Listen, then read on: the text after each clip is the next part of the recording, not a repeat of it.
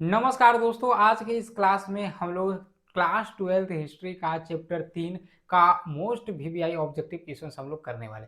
प्यारे बच्चों, आपको बता दें कि अगर आप ये वीडियो को देख लेते हो और इस चैप्टर में जितने भी हम आपको ऑब्जेक्टिव करवा रहे हैं, अगर आप ये ऑब्जेक्टिव क्वेश्चंस कर लेते हो, इससे अधिक आपको पढ़ने की जरूरत नहीं पड़ेगा, क्योंकि इस चैप्टर से जितना भी क्वेश्चंस आपके एग्जाम में पूछा जा सकता, सबको निचोड़ के यहाँ पे लेके आए हुए हैं। तो बस आप इस वीडियो को पूरा अंतिम तक देख लीजिए और इस वीडियो में जो ऑब्जेक्टिव बताया गया उसे याद कर लीजिए। बाकी आप क्वेश्चन बैंक मॉडल पेपर कोई भी सोल्व करोगे, अगर इस चैप्टर से क्वेश्चन आ गया एकदम 100% बनेगा।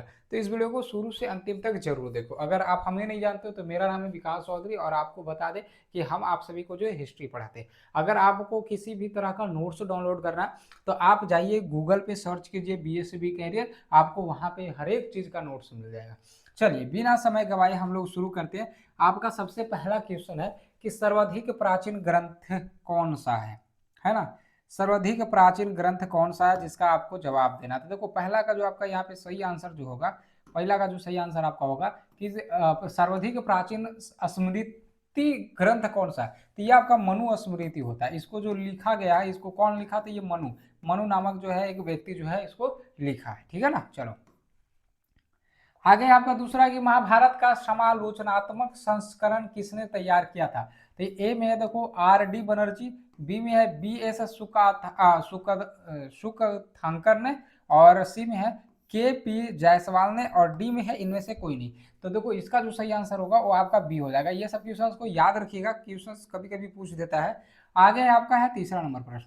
क्या बोल रहा है कि महाभारत के किस पर्व में महाभारत युद्ध के कारणों का उल्लेख किया गया है। तो ए में है शांति पर्व में, आदि पर्व में, अनुशासन पर्व में या सभा पर्व में।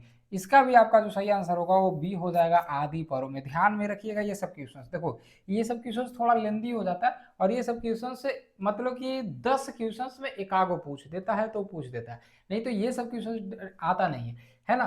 देखो ये सब क्वेश्चंस भले ही आ जाता है, जैसे देखो क्वेश्चंस पूछ रहा है क्या कि कुंती ओ निषादी लघु कथा की रचना किसने की थी। यहाँ पे ए में है महादेवी वर्मा ने, महाश्वेता देवी ने, प्रेमचंद ने, इनमें से कोई नहीं। देखो अगर हम लोग दिमाग लगाएं तो उस समय जो है ये महादेवी वर्मा हम लोग तत्काल में इधर हाल फिलहाल में सुने हैं, 15-20 साल 25 साल में, है ना। प्रेमघन भी हम लोग, प्रेमचंद भी हम लोग इधर ही सुने, यानी सबसे पुराना जैसा कौन लग रहा है, तो महाश्वेता देवी। तो ये आपका जो है सही आंसर हो जाएगा। चलो ठीक है। अगला आपका देखो है 5वां नंबर प्रश्न। तो क्या बोल रहा है कि माता के नाम से पुत्रों के नामांकन की परंपरा किस राज्य के वंश में जो है प्रचलित थी। मतलब समझ रहे हो, माता के नाम से ही जो है पुत्रों का नामांकन जो है होता था। तो ये देखो मौर्य वंश में होता था या सातवाहन वंश में, दोनों में या इनमें से कोई नहीं। देखो इसमें तो वैसा नियम वगैरह सब कुछ नहीं हुआ था, ये सब जो नियम हुआ था आपका सातवाहन वंश में ही हुआ था, याद रखिएगा। आगे आपका अगला प्रश्न है छठा कि द्विज के अंतर्गत किस वर्ण को रखा गया है ना। ए में है प्रथम वर्ण को, प्रथम तीन वर्णों को, या दोनों को, या इनमें से कोई नहीं। देखो प्रथम वर्ण को नहीं रखा गया, न द्वितीय को न तृतीय को। कहने का मतलब हमारा ये हुआ, सॉरी, प्रथम को भी रखा गया है, द्वितीय को भी रखा गया, तृतीय को भी। तो इसलिए आप बोलिएगा प्रथम तीन वर्णों को, मतलब कि पहला को भी रखा गया है, दूसरा को, तीसरा को। ये आपका सही आंसर होगा। ठीक है ना। तो यहाँ पे लिखा हुआ प्रथम तीन वर्णों को। इसके बाद है आपका है अगला है 7वां नंबर कि पुराणों की संख्या कितनी। सबको पता है पुराणों की संख्या आपका 18 होता है। कितना होता है? 18 होता है। वेद कितने होते हैं? 4 होते हैं। ठीक है ना। वेदांग कितने होते हैं? 6 होते हैं। सब कुछ ये सब आप सभी को जो है पता होगा। आगे आपका देखो है 8वां नंबर प्रश्न कि अभिमन्यु किसका पुत्र था। अभिमन्यु किसका पुत्र था? अर्जुन का पुत्र था। आप सभी को पता है अभिमन्यु जो है अर्जुन का पुत्र था, है ना। जो कि चक्रव्यूह में जाके जो है फंस गया था, उसके बाद फिर वो मारा गया था। आगे आपका 9वां नंबर है कि कर्ण की माँ कौन थी। कर्ण जो है सूर्यपुत्र था। कर्ण कौन था? सूर्यपुत्र इसे कहा जाता है। कर्ण को जो है सूर्यपुत्र कहा जाता है। इसे जो है जन्म से ही कवच और कुंडल प्राप्त था, जिससे जो है कोई भी तीर ऐसा नहीं था जो उसको भेद सके, है ना। तो इसकी माँ का अगर बात की जाए तो इसकी माँ का जो नाम था वो कुंती था, कुंती, है ना। चलो अगला है आपका 10वां कि अर्जुन किसके शिष्य थे। अर्जुन जो है शिष्य, शिष्य मतलब समझ रहे हैं ना, विद्यार्थी। अर्जुन जो है किसका विद्यार्थी था। तो ए में है, ऑप्शन में है भीष्म, है ना, बी में विदुर, सी में द्रोणाचार्य, और डी में इनमें से कोई नहीं। तो देखो अर्जुन जो है ये द्रोणाचार्य का शिष्य था। किसका शिष्य था? द्रोणाचार्य का। इसके बाद आपका अगला प्रश्न है 11वां नंबर प्रश्न। 11 नंबर प्रश्न में देखिए क्या बोल रहा है कि मनुस्मृति के रचयिता कौन है। देखो ये शुरू में ही बता चुके थे, मनुस्मृति के रचयिता कौन है। तो मनुस्मृति के रचयिता देखो इसी के नाम से मिलता जुलता ये है, तो ये आपका हो जाएगा सही आंसर मनु हो जाएगा। इस चीज से ऐसा ऐसा प्रश्न को ना आपको लॉजिकल ध्यान में रखना होगा। बस मनुस्मृति मतलब मनु, बस ऐसे करके ध्यान में रखना होगा, जिससे आपको रटना ना पड़ेगा, ठीक है ना। चलो अब आगे की प्रश्न है आपका, देखो 12वां नंबर प्रश्न देखो क्या बोल रहा है कि किस वंश के राजा बहुपत्नी प्रथा को मानने वाले थे, है ना। किस वंश के राजा जो था बहुपत्नी प्रथा को मानने वाले थे। ए में मौर्य वंश, बी में सातवाहन वंश और सी में है गुप्त वंश और डी में इनमें कोई नहीं। देखो ये सब जो लंदर फंदर जो चीज था ना वो माना जाता सातवाहन वंश में ही, किसमें, सातवाहन वंश में ही। आगे है आपका देखो 13वां नंबर प्रश्न कि पुरुष सूक्त का उल्लेख किस ग्रंथ में किया गया है। ऋग्वेद में किया गया या यजुर्वेद में या रामायण में या फिर महाभारत में। तो ये आपका जो किया गया है ये आपका ऋग्वेद में किया गया। राइट आंसर आपका ए हो जाएगा। इसके बाद आपका देखो 14 नंबर प्रश्न कि आश्रम व्यवस्था में कितने प्रकार के आश्रमों का उल्लेख किया गया। जैसे बहुत प्रकार के बहुत सारे चीज, जैसे पढ़ाई अलग अलग प्रकार के होते हैं, हिंदी होता है, इंग्लिश होता है, मैथ होता है, सोशल साइंस होता है, साइंस होता है। तो अलग अलग प्रकार के हुआ कि नहीं। मैथ में हम लोग मैथ पढ़ते हैं यानी अंक के बारे में पढ़ते हैं, है ना। इंग्लिश में जो है हम लोग सभी ट्रांसलेशन बनाना ये सब सीखते हैं, वोकैब भी सब सीखते हैं, और फिर डायरेक्ट स्पीच ये सब से हम लोग सीखते हैं। हम लोग अगर सोशल साइंस का बात करें तो ब्रह्मांड के बारे में पढ़ते हैं, पेड़ पौधा के क्या बोलते हैं, और जलवायु वगैरह सब के बारे में पढ़ते हैं, नदी वगैरह सब के बारे में पढ़ते हैं, है ना। और वही साइंस का बात करते तो हम लोग शरीर के बारे में पढ़ते। तो उसी तरीका से यहाँ पे बोला जा रहा है कि आश्रम व्यवस्था में कितने प्रकार के आश्रम, जैसे आश्रमों का भी अलग अलग टाइप होता है। तो वो जो कितने टाइप का बताया गया था, तो 4 टाइप का बताया गया था, ध्यान में रखिएगा। ऑप्शन आपका आ जाएगा बी। आगे आपका है अश्वमेध यज्ञ का आयोजन क्यों किया गया था। अश्वमेध यज्ञ का आयोजन क्यों किया गया था। ए में है शाही संप्रभुता के लिए या व्यापार के लिए या दोनों के लिए, इन्वेस्टमेंट नहीं। अच्छा व्यापार के लिए मतलब ये सब किया जाता है, नहीं, दोनों भी नहीं होगा, ये भी नहीं होगा, ये भी नहीं होगा, ये भी नहीं। इसका मतलब आपका राइट आंसर ए हो जाएगा। अगर देखो आपके पास दिमाग है तो लॉजिकल भी आप इस क्वेश्चन का आंसर आसानी से जो है मार सकते थे, है कि नहीं। चलो अब है आगे अगला नंबर प्रश्न है 16वां नंबर प्रश्न। कुरुक्षेत्र का युद्ध किसने जीता था। कुरुक्षेत्र का युद्ध, देखो कुरुक्षेत्र यानी महाभारत।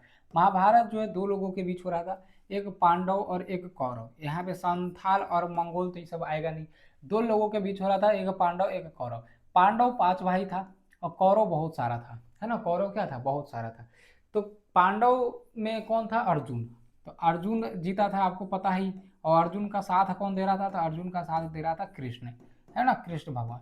अब आपको पता है कि जीता कौन था महाभारत, आपको पता है अर्जुन जीता था। लेकिन आपको ये नहीं पता कि अर्जुन पांडव में था या कौरव था। तो आज की बात ध्यान में रखिएगा। पांडव 5 भाई, है ना, तो 5 भाई में वो अर्जुन था, है ना। कौन था, अर्जुन था। तो ध्यान रखिएगा अर्जुन जीता था, इसका मतलब कि पांडव जीता था और ये हार गया था, है ना। अब ये लड़ाई भी क्यों हुआ था, तो ये लड़ाई हुआ था पैसा ये सब के लिए, संपत्ति के लिए, है ना। क्योंकि कौरव जो है सब हिस्सा अपने रख लिया था, पांडवों को दिया ही नहीं था, इसलिए जो है ये झगड़ा हुआ था।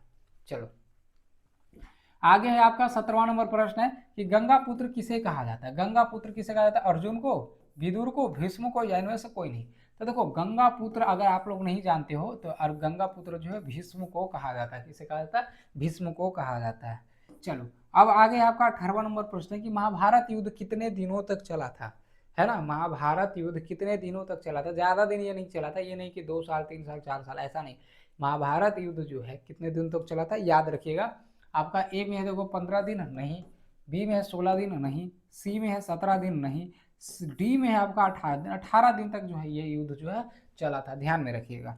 चलो अब आगे है आपका 19वां नंबर प्रश्न। क्या बोला कि महाभारत की रचना किस भाषा में हुई है। देखो पहले जो है क्या चलता था, हिंदी चलता था नहीं, प्राकृत चलता था नहीं, पाली चलता था नहीं।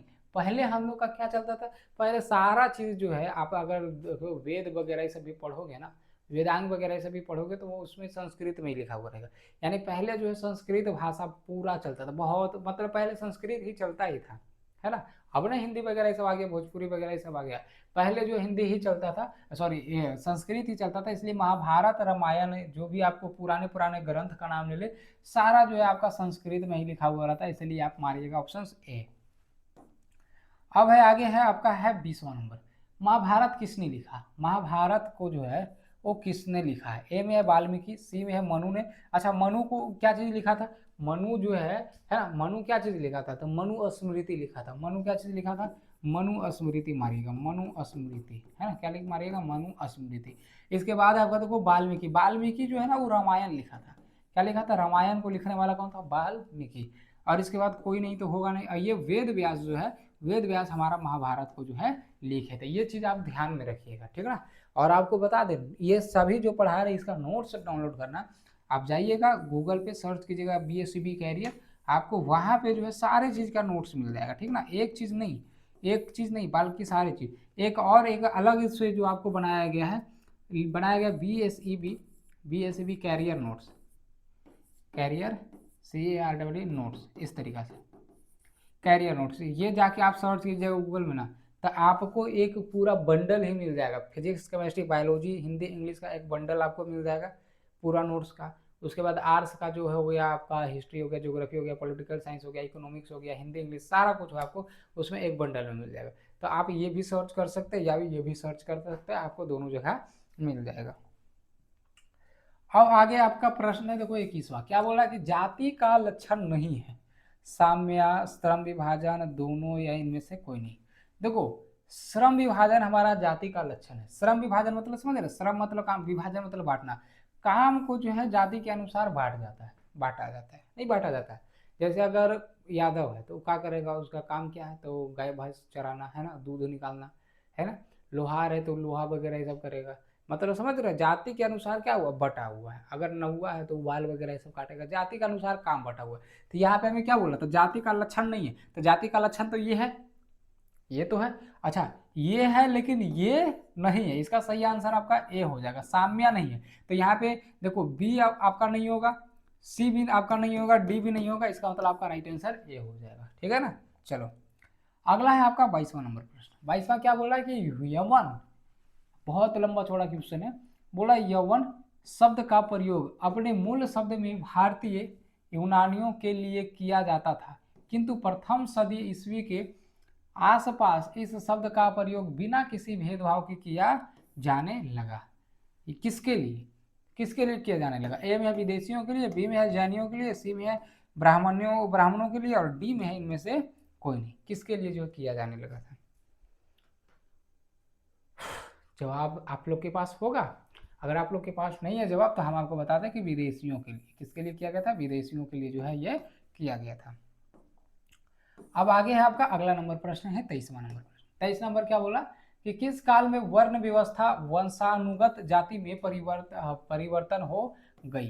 किस काल में वर्ण व्यवस्था वंशानुगत जाति में परिवर्तन हो गई? ए में है उत्तर वैदिक काल में, बी में है गुप्त काल में, सी में है पूर्व मध्य काल में, और डी में है इनमें से कोई नहीं। तो ये जो आपका हो जाएगा राइट आंसर उत्तर वैदिक काल हो जाएगा। राइट आंसर आपका क्या हो जाएगा यहाँ पे? ए। अगला प्रश्न है आपका 24वां। बोल रहा गोत्र किसका सूचक था? गोत्र किसका सूचक था? ए में है प्रत्येक उपजाति के सामान्य पूर्वज, बी में है उपजातियों का सामान्य निवास स्थान, और सी में है एक जाति विशेष का निवास क्षेत्र, और डी में इनमें से कोई नहीं। देखो इसका आंसर जो आपका होगा ऑप्शन ए होगा, क्या हो जाएगा? प्रत्येक उपजाति के सामान्य पूर्वज। चलो इसके बाद आपका है 25वां नंबर प्रश्न। क्या बोल रहा है कि निम्न में से दक्कन में रहने वाले काबिलाई जातियों का वर्णन प्रारंभिक संस्कृत साहित्य विशेषकर महाकाव्य एवं पुराणों में हुआ है। ऑप्शंस ए में है आंध्र, बी में है पुलिंद, सी में है सवर, और डी में है सभी। तो इसका राइट आंसर आपका सभी यहाँ पे जो है हो जाएगा, ठीक ना। चलो अब देखो 26वां नंबर है कि वर्णालंकार, है ना, वर्णालंकार का समालोचनात्मक संस्करण कितने वर्षों में तैयार हुआ था? तो ये आपका तैयार हुआ था 37 वर्षों में। ये सब क्वेश्चंस को आप डायरेक्ट जो है याद रखिए। अगर ये सब क्वेश्चंस को अच्छे तरीके से समझना चाहते हैं तो एक बार इसके बुक को जो है जरूर पढ़ लीजिए, ठीक है, आपको सब सारा समझ में आ जाएगा।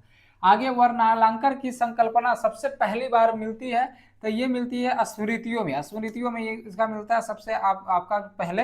ये आपका राइट आंसर हो जाएगा आपका बी। इसके बाद है गोत्र के अंदर विवाह करना, और करना कौन सा विवाह? जैसे गोत्र के अंदर आप विवाह करते हैं तो वो कौन सा विवाह आपका कहलाएगा? अंतर विवाह कहलाएगा कि बहिर्विवाह कहलाएगा, या दोनों कहलाएगा, या इनमें से कोई नहीं? तो ये आपका अंतर विवाह कहलाएगा। क्या कहलाएगा? अंतर विवाह। आपका राइट आंसर जो होगा आपका ए सही हो जाएगा। अगला है दोस्तों कि क्या ब्राह्मणों का सार्वभौमिक प्रभाव था, तो हाँ हो जाएगा, सार्वभौमिक प्रभाव था, हाँ हो जाएगा। अगला आपका तीसवा, तीसवा बोला सातवाहन राजाओं और रानियों की आकृतियां प्राप्त कहाँ उत्कीर्ण है, तो ये प्राप्त है कहाँ, ऑप्शन सही में है राजमहलों में, मंदिरों में, गुफा की दीवारों में, इनमें से कोई नहीं। देखो राजमहल वगैरह सब तो सब खत्म हो गया, ये सब खत्म हो गया, एकदम सब ध्वस्त हो गया। मंदिर तो पहले उतना था नहीं वो सब, और मंदिर अगर रहेगा भी तो जमीन पे रहेगा, और जमीन पे सारा खत्म हो जाता। गुफा में रहता, गुफा वाला जो चीज है वो अभी भी बहुत जगह जो है मिलते रहती है, आप लोग को भी पता है ना।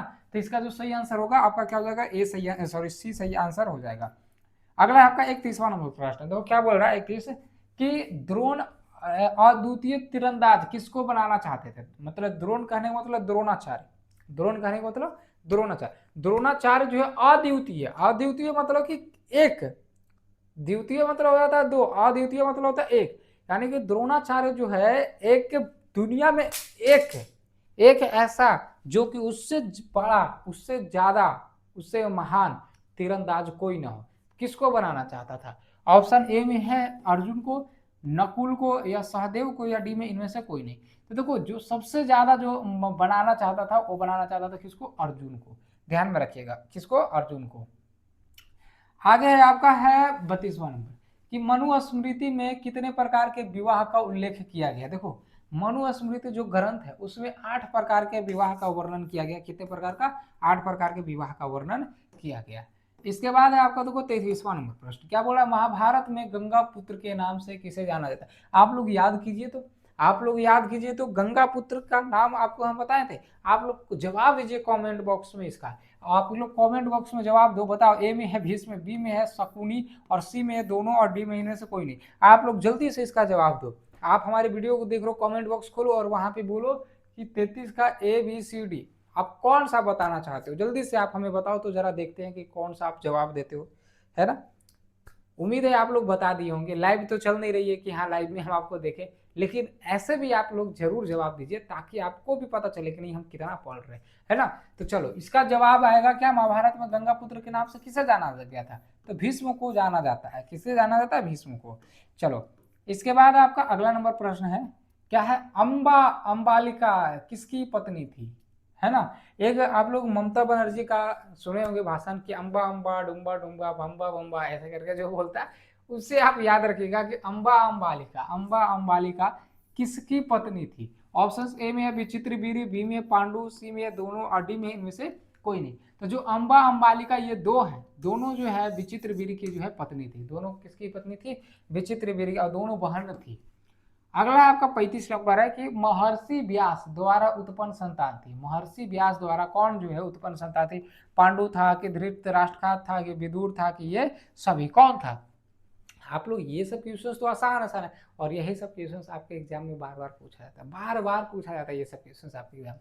देखो महर्षि जो वेद व्यास का जो संतान था ये इनमें से सही है, यानी कि पांडु भी था, धृतराष्ट्र भी था, अब विदुर। ये धृतराष्ट्र वही जो अंधा, दोनों आंख से अंधा था ना, ऐसे करके जो देखता था, तो उसकी पत्नी भी जो है धृतराष्ट्र के से इतना, मतलब पहले पति के लिए जो पत्नी सब कुछ थी, मतलब मरती थी एकदम, है ना। आजकल तो काट के ड्रम में डाल देता है, पहले वैसा नहीं थी। धृतराष्ट्र अंधा था ना, तो उसकी पत्नी भी संकल्प ले ली थी कि अगर हमारे पति संसार को नहीं देख सकते तो हम भी संसार को नहीं देखेंगे, इसलिए वो भी अपनी आंख पे पट्टी बांध लेती है। तो आप लोग देखे होंगे महाभारत में, है ना। धृतराष्ट्र देखो पट्टी नहीं बांधा था क्योंकि वो तो अंधा था, ऐसे पट्टी बांधे या ना बांधे, लेकिन उसकी पत्नी जो पट्टी बांधे हुई रहती थी, क्योंकि अगर आंख उसका खुला रहेगा तो देख लेगी इसलिए पट्टी बांधा हुआ वो रखती थी हमेशा। अगला आपका महर्षि, अच्छा ये तो बताइए दिए ना, महर्षि अच्छा क्वेश्चन शायद रिपीट हो गया, 36वां है ना, महर्षि व्यास द्वारा उत्पन्न संतान थी, तो ये आपका हो जाएगा ये सभी। आगे आपका 37वां नंबर कि घटोत्कच किसका पुत्र था, ये भी कई बार एग्जाम में आपको पूछा गया। आप लोग जब महाभारत देखे होंगे तो भीष्म यानी कि उसका जो पांचों भाई जो है पांडव पांचों भाई जो जंगल में गया था, तो वहां पे एक राक्षसी मिली थी जिसको जो है हिड़िप्पा कौन तो था ऐसे करके राक्षस, जो भेजा था कि उस सबको जो पकड़ के लाओ, तो जो पकड़ के लाने गया ना उसकी बहन हिडिम्बा की कौन थी नाम भूल रहे हैं, तो वहां पे गई तो भीम को देखा इतना अच्छा बलशाली, इतना सुंदर शरीर, तो उस पे मोहक हो गई, तो उससे शादी वगैरह ये सब कर ली थी। तो उसी दोनों से जो है उत्पन्न संतान जो है वही हमारा घटोत्कच था। क्या था? घटोत्कच। यानी कि भीष्म का बेटा था, भीष्म का बेटा था घटोत्कच। ये आपका हो जाएगा। ठीक है, चलो खत्म हो गया आपका ये 37 क्वेश्चन था। ये 37 क्वेश्चन को अगर आप याद रखते हो बाबू, क्वेश्चन आपका छूटने वाला नहीं है बोर्ड एग्जाम में। ठीक है ना। उम्मीद करते हैं आपको ये वीडियो अच्छा लगा होगा। हमें अगर हमारे वीडियो को लाइक नहीं किया, वीडियो को लाइक कर दीजिए। रात में रिकॉर्डिंग कर रहे हैं, बताए 12 बजे। हमारी आंख जो है लाल लाल हो गया, रिकॉर्डिंग कर रहे हैं। ठीक है ना। चलो 12 नहीं बजा होगा, शायद 12 से कम ही हो रहा होगा, ध्यान नहीं दिए। चलो बाकी कोई दिक्कत नहीं। हमारे इस वीडियो को लाइक नहीं किया, वीडियो को लाइक करके चैनल को सब्सक्राइब कर दे और हमारे इस वीडियो को शेयर करें अपने सभी साथियों के साथ।